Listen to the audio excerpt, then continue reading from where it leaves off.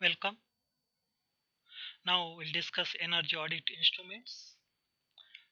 First is introduction.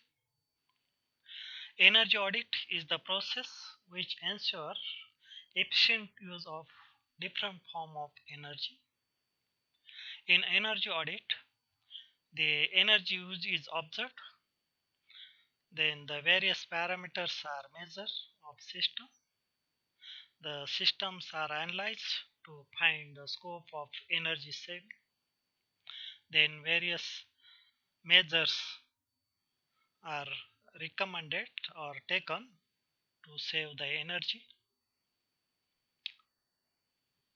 The energy audit is carried out in three phases: pre-audit phase, audit phase, and reporting phase. In pre-audit phase, the energy auditor or expert team visit the industry organization to see the various systems, electrical and thermal system, and to see their operation.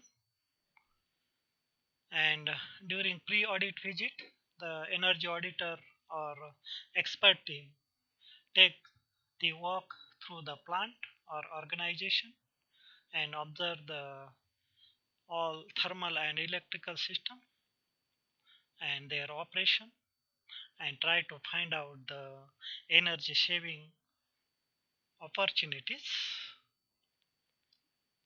and also identified and see which instruments are required for actual audit.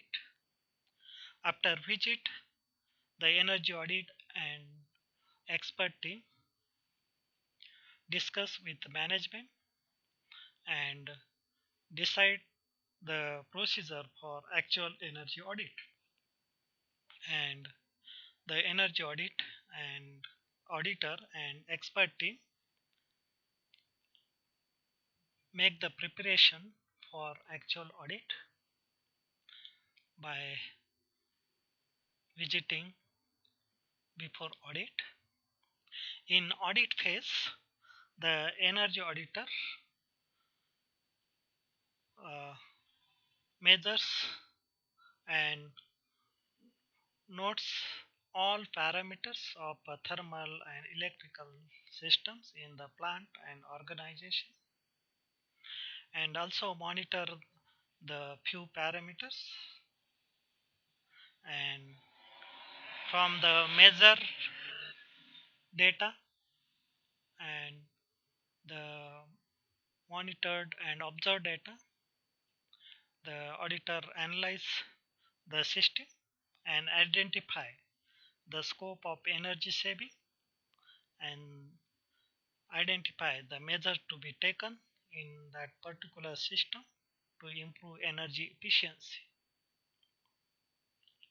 The last phase of energy audit is reporting, in which the data analyzed is presented in the report form, which contain the analysis of each system, then the scope of energy saving, then the measure to be taken, and the simple payback period of that particular uh, measures or retrofitting or the change, and the scope of energy audit found or opportunity of energy saving required sometime investment, sometime just required change of parameter.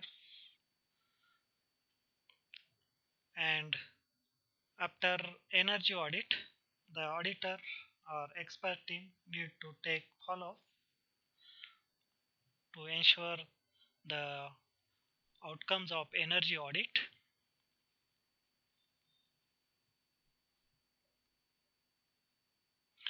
Now we will discuss the various parameters which are measured during the energy audit. So first we'll see the thermal system boiler. So in energy audit, we required specifications as well as operating parameters.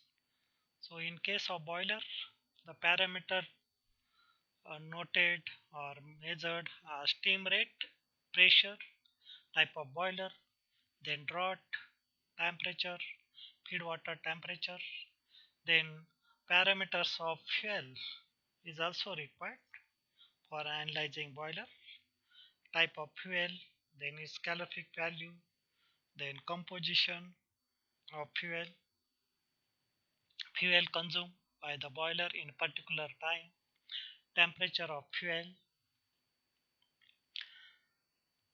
Flue gases details are also required to be noted and measured during energy audit, and the flue gases which are measured are percentage of oxygen, percentage of carbon dioxide, percentage of carbon monoxide, flue gas temperature, ambient temperature, humidity, then feed water TDS, percentage of makeup water, maximum permissible TDS, percentage of excess air, actual air supplied. These parameters are measured, and a few are specifications which are just noted in energy audit, and by using this parameter the boiler performance is evaluated and various energy saving opportunities are identified on the basis of the estimated values of efficiency and different losses.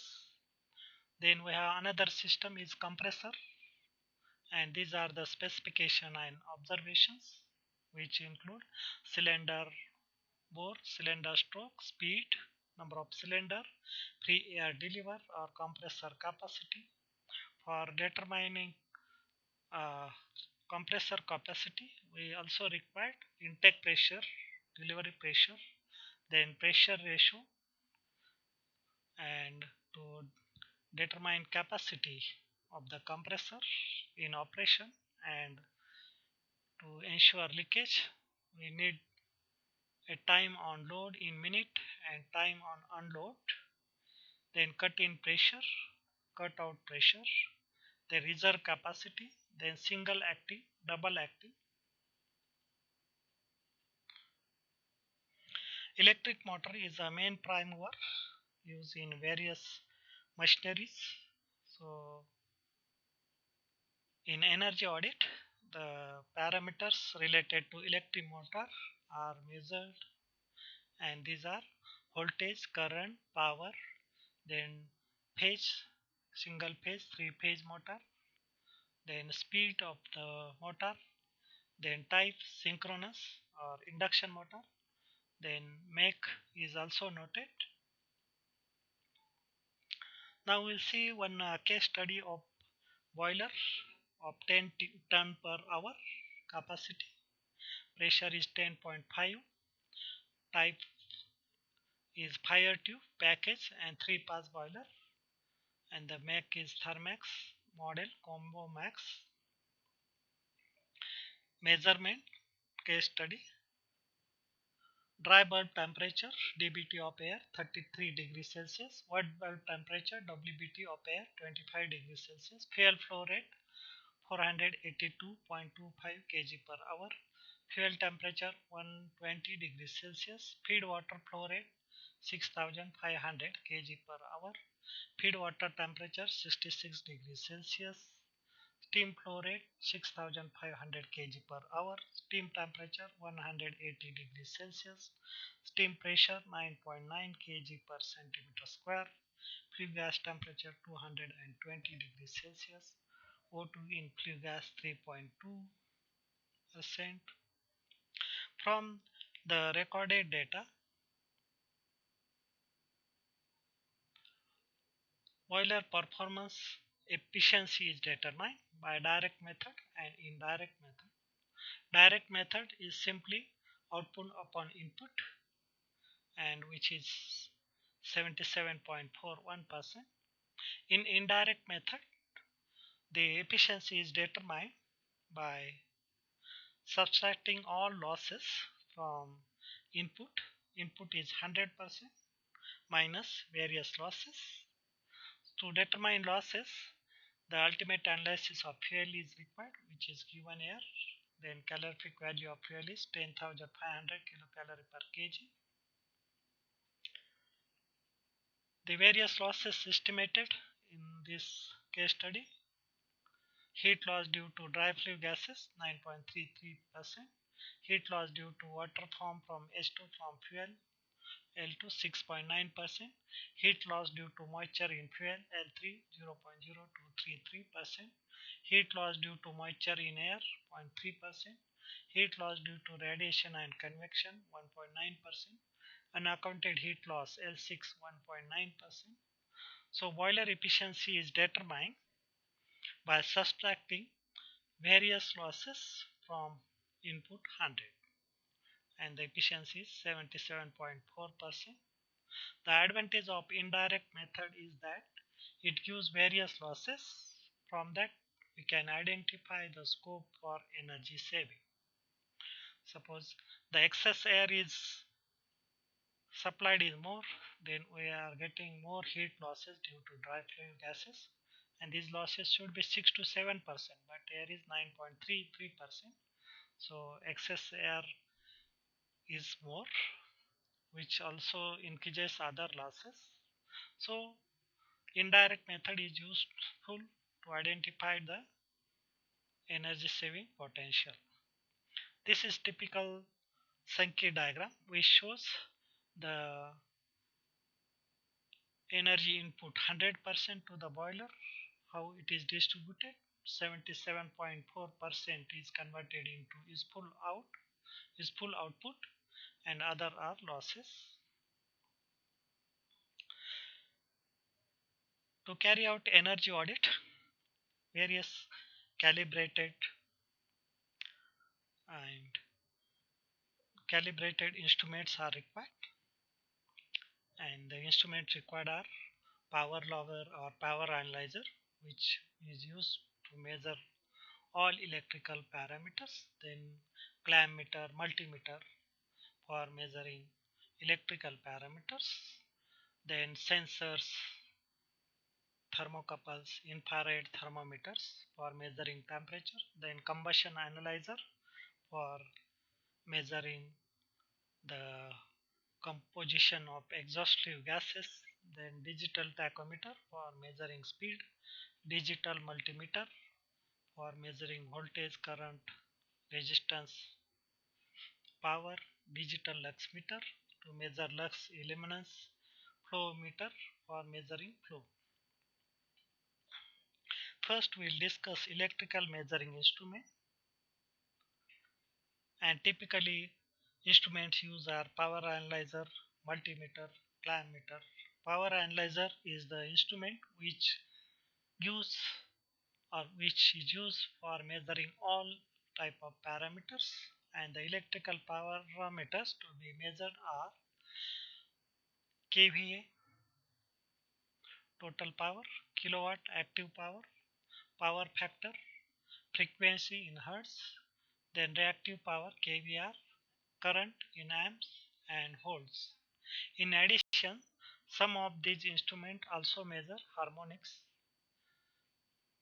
Next is combustion analyzer, and this is the combustion analyzer, and first two are electrical measuring instrument. First one is power logger, second is multimeter.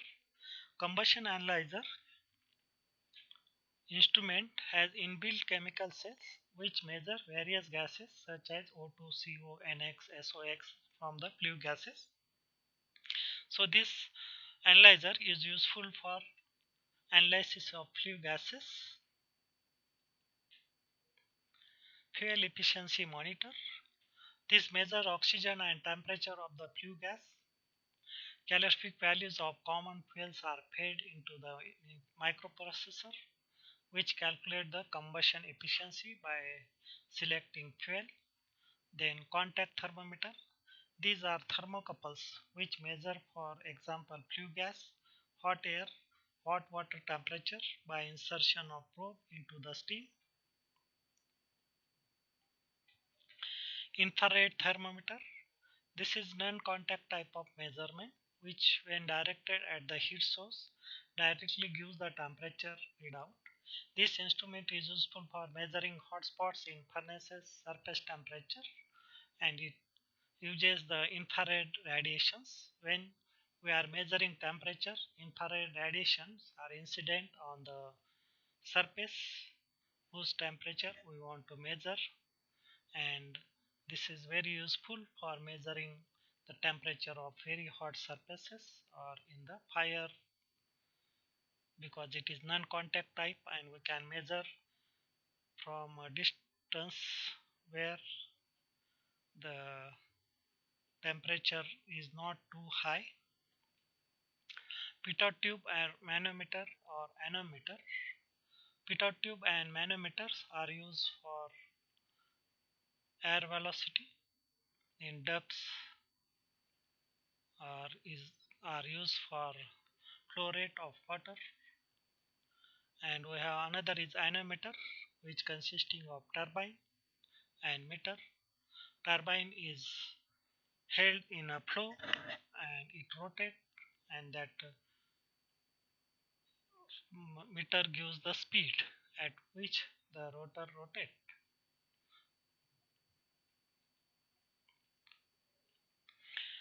In water flow meter, this non-contact flow measuring device using Doppler effect or ultrasonic principle. There is transmitter and receiver which are positioned on opposite side of the pipe. The meter directly gives the flow. So this is the flow meter showing emitter and receiver. In ultrasonic type, the emitter emit ultrasonic radiation and receiver receives it, and depends upon the nature of that, it estimates the flow rate of water flowing through pipe. Then the speed measurement. In any audit exercise, speed measurements are critical as they may change with frequency, belt slip, and loading. A simple tachometer and non-contact instruments such as stroboscopes are used. Leak detectors. Ultrasonic instruments are available which can be used to detect leaks of compressed air, other gases, refrigerant, which are normally not possible to detect with human abilities. Last one is lux meter. Illumination levels are measured with lux meter, and this is the lux meter, and first one is the leak detector. Lux meter has this photocell which is used to sense the light output, and that gives the impulse to the instrument, calibrated instrument, and which gives the lux reading. And this illuminance level is very important for different working places. Means for workshop the requirement is different, for office it is different, for restaurant lux level is low, for classroom.